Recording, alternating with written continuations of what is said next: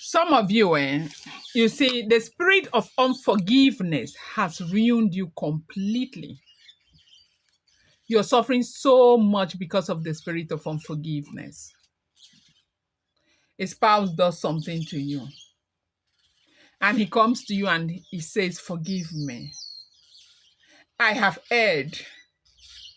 Or she comes to you and she says, "Forgive me. I have erred. I know that I did wrong. I know that I did you wrong. It's my bad." And you say, "Yes, I have forgiven." Then you stay with that in that marriage, begrudging your spouse.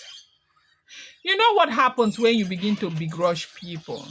When you begrudge a person, whether it's your spouse or any, you can never ever give your best.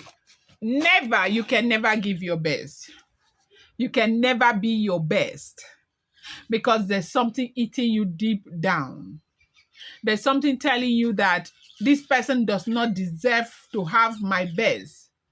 There's something telling you or reminding you of the betrayal, reminding you of the dishonesty, reminding you of in fact, reminding you of everything that has been said and done.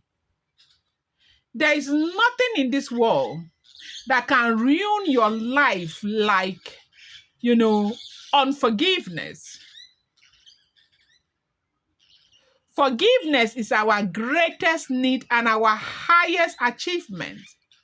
Because without forgiveness, life is governed by an endless need for retaliation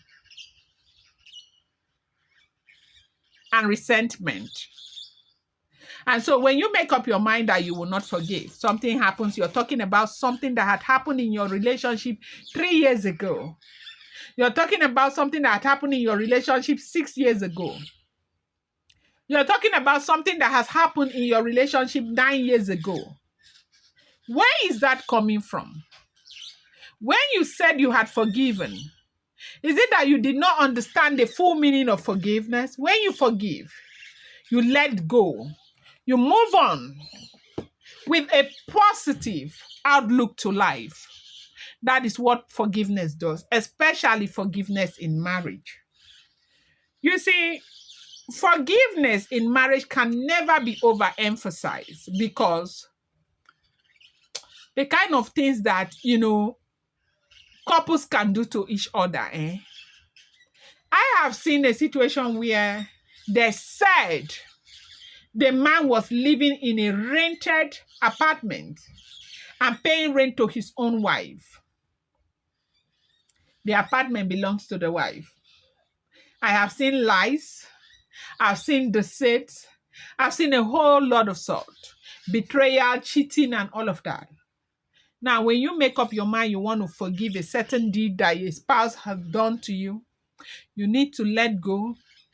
You need to begin to look at life, from a very different perspective. Because if you do not, that relationship will never, ever make meaning again to both of you. It doesn't matter whether it's a man or a woman, you need to forgive. If you have made up your mind you want to forgive, forgive. Do not forgive and stay in the marriage because you are afraid of what people will say, when in your mind you have not truly forgiven. Do not forgive and stay in the marriage because you do not know what to do when you leave that marriage because you don't have a job, when you know that in your mind you have not truly forgiven.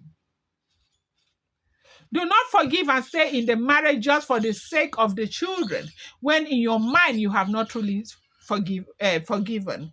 You see that both of you will become housemates and you will never ever enjoy that union anymore. No matter how bad the situation is, if you decide to forgive, forgive. If you decide you do not want to forgive, pack your things and, think of what to do.